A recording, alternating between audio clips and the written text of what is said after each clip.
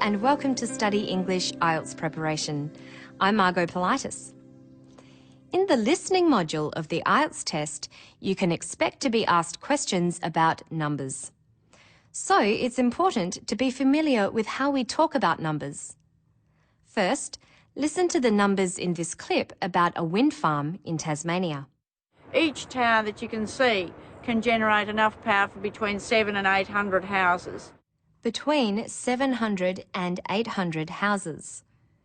When numbers are exact or a clear approximation such as between 700 and 800, the word hundred has no final S. The plural is formed by the following noun.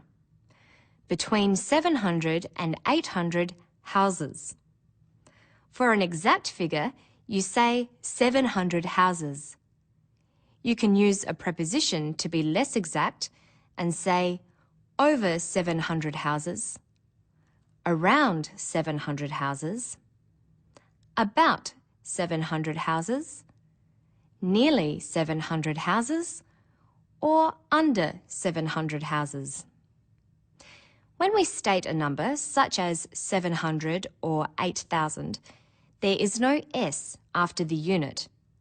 400, 10,000, or 5 million.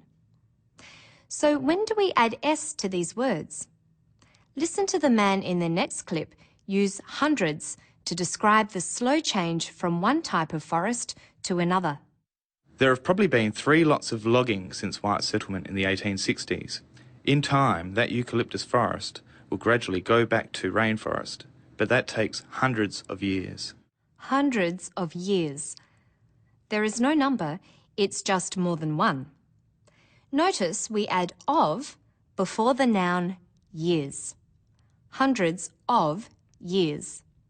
So listen carefully. Thousands of and millions of are not exact numbers. They're guesses or rough figures. He also said the 1860s. This means any year from 1860 to 1869. In the next clip about Angkor Wat in Cambodia, the speaker doesn't use the final S. Angkor is one of the most popular World Heritage Sites in the whole of Asia. Every year now, there are over 1 million tourists coming to Angkor. By saying over 1 million tourists, he means more than 1 million, but much less than 2 million. If the figure were closer to 2 million, he would probably say nearly 2 million tourists. But if he'd said millions of tourists, he would mean more than 2 million. Instead of saying 1 million, you can also say a million. It means the same thing. Listen to this woodchopper talking about how many titles he's won. 183 world titles, I suppose. So the only person in sporting history that ever won over 1,000 championships, and so I suppose it hasn't been too bad of a life. Over 1,000 championships. He could have said 1,000 or 1,000. And he could have said 183. Notice that and is used to add numbers below 100. He says 183. You also say 1,083 and 1,000,083. But you say 1,183 or 1,001,083. When you're talking about where something occurs in a sequence, you use ordinal numbers such as first, second, third, fourth. Ordinal numbers are used in dates, as in this clip in which the speaker is talking about a major art exhibition held in 2006. The Biennale of Sydney this year is the 15th. It occurs every 2 years, as all biennales do, and this year starts on the 8th of June. He says the 15th. He means the 15th Sydney Biennale exhibition. There have been 14 held before this one. The date is the 8th of June. This date can be expressed like this: June 8th, June the 8th. Now listen for another use of an ordinal number in this clip about an art course held in an art gallery. So if we're looking at one of the paintings in this gallery in European art, where we're looking at 19th century paintings, we're talking about the paintings as they appear in the gallery spaces. She says 19th century paintings. Ordinal numbers are used for centuries and are often written in numbers like this: 19th. Of course, this refers to the 1800s, again usually written as a number, the 1800s. So what do you call the present century? I think that the kind of, the strongest mark of 21st century culture is artists taking from every possible place to realise their visions. He says 21st century culture. The suffix st is used after one to represent the last two letters of first. Ordinal numbers are also used to refer to fractions. You have the special fraction terms half, third, and quarter, but all other forms use ordinal numbers, as in this clip about the wind farm. 6 towers were erected in that time. These have the potential of generating 1/5 of Tasmania's power needs from wind energy. 1/5 of Tasmania's power needs. Plural fractions take a plural form.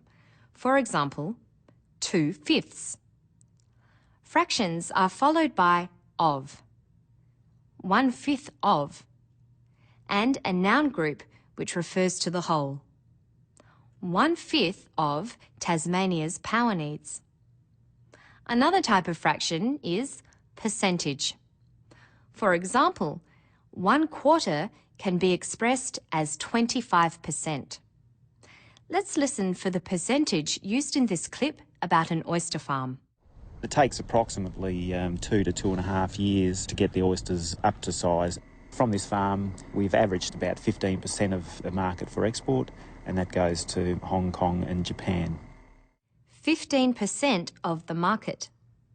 Percentages have the same structure as fractions, of, and a noun group. 15% of the market for export. Yet another way of talking about parts of numbers is decimals. Listen to how they're used in talking about wind turbines. It's quite a large structure, 1.75 megawatts generated by each unit. 1.75 megawatts. Electrical power is measured in watts. 1 megawatt is 1 million watts. You say 1.75, but write it in numbers with a decimal point. 1.75.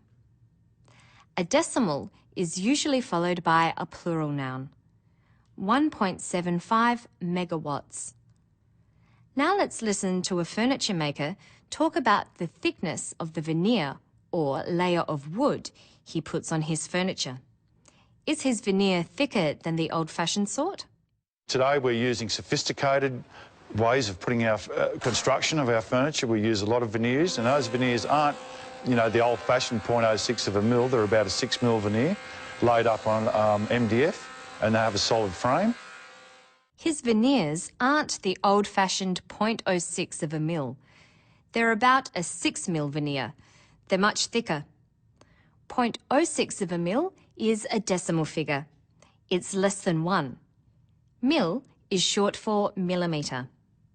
Notice that he says it like a fraction.